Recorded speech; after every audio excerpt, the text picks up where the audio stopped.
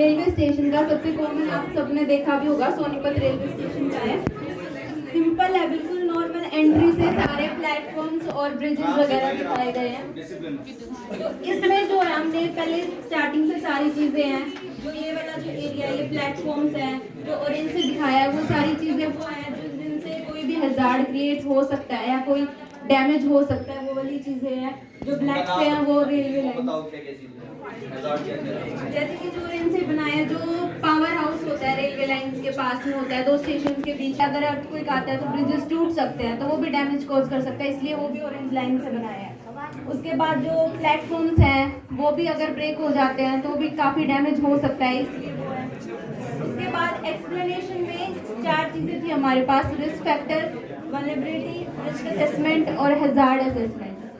Risk factor में सबसे पहले हमारे पास की फायर क्रूज हो सकती है, जो इलेक्ट्रिकल बॉक्सेस है या फिर पावर हाउस है। यहाँ पे अभी तो काफी चेंजेस हुआ है, लेकिन आपने देखे भी होंगे जो इलेक्ट्रिकल बॉक्सेस है ना वो ओपन रहते हैं, बहुत सारे टूटे भी हुए हैं, वायर्स बाहर निकली हुई है। अगर वहाँ पे कोई भी बंदा चला जाता है या सिगरेट वगैरह पीता है, उसके आसपास बहुत सारे लोग हैं, लाइंस के पास सिगरेट पीते हैं, फेंक देते हैं और वायर्स ओपन पड़ी रहती है, तो वो इजीली फायर कैच कर सकते हैं। उसके बाद रिस्क फैक्टर में जो ब्रिजेस है, अगर हल्का सा भी अर्थक्वेक आता है, जो हमारे वहाँ पे हिंदू गर्ल्स कॉलेज है उसके पास जो ब्रिज है ना वो बहुत पुराना है और नीचे उसका बहुत सारी चीजें टूटी फूटी भी पड़ी हुई है। अगर अर्थक्वेक आता है तो सबसे पहले वो ब्रिज गिरेगा, तो वो भी एक रिस्क फैक्टर में है।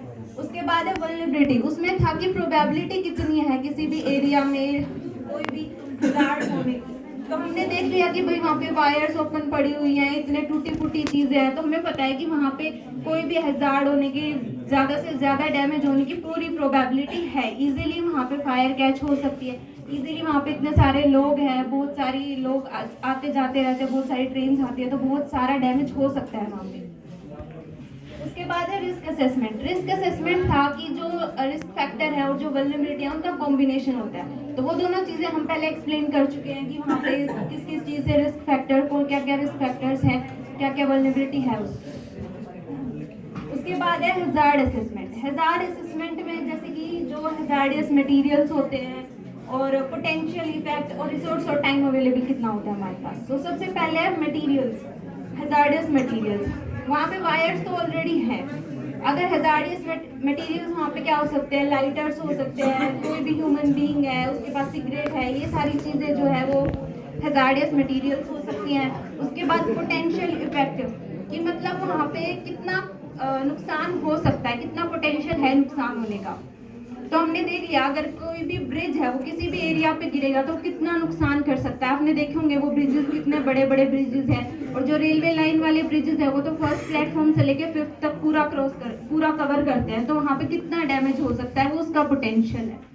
उसके बाद है रिसोर्सेज और टाइम अवेलेबल। रिसोर्सेज जो है फायर एक्सटिंग्विशर वहाँ पे ऑफिस में लगे हुए हैं, सैंड बकेट्स जो हम लोग स्कूल्स में भी लगाते हैं, तो वो चीज़ें ऑफिस में लगी भी हुई है।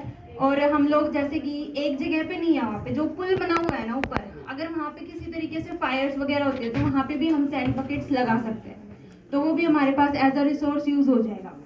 उसके बाद है मैनेजमेंट।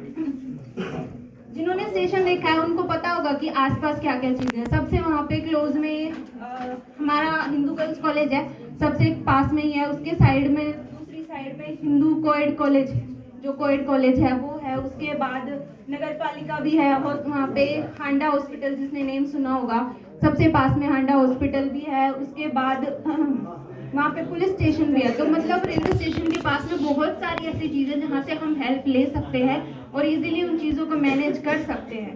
तो हम हॉस्पिटल से हेल्प ले सकते हैं, अगर कोई भी इंजरी हुई है, कोई भी कैजुअलिटी हुई है, तो हम हॉस्पिटल में डायरेक्ट जा सकते हैं।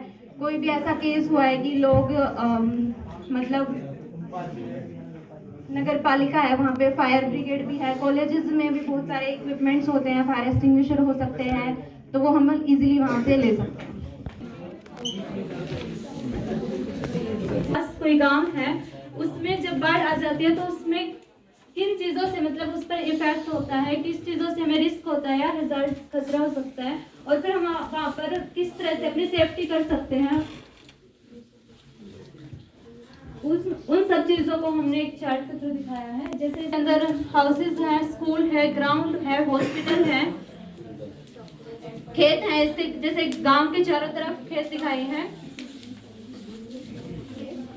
इसके अंदर जैसे रिस्क है, तो जैसे अपने खेतों को रिस्क है, जब बाढ़ आ जाती है तो अपनी फसल वगैरह सब नष्ट हो जाती हैं। स्कूल है, स्कूल के अंदर सभी टीचर्स भी होते हैं, स्टूडेंट्स भी होते हैं, बच्चे, तो उन सबको खतरा होता है। हॉस्पिटल है,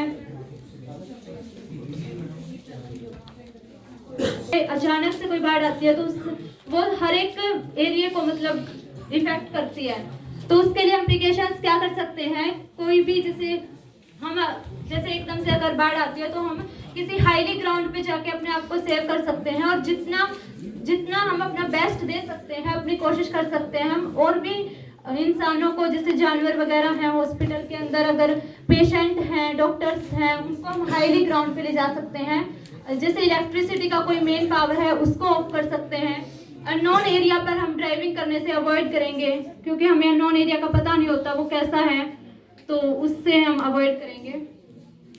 इफेक्ट्स होते हैं जैसे फ्लड डिजास्टर जब एकदम से आते हैं, तो उससे अपनी लाइफ को, प्रॉपर्टी को, क्रॉप्स को, सबको लॉस होता है, और रोड्स वगैरह ब्लॉक हो जाते हैं, जिससे हमें ट्रांसपोर्ट वगैरह की भी बहुत ज़्यादा दिक्कत होती है।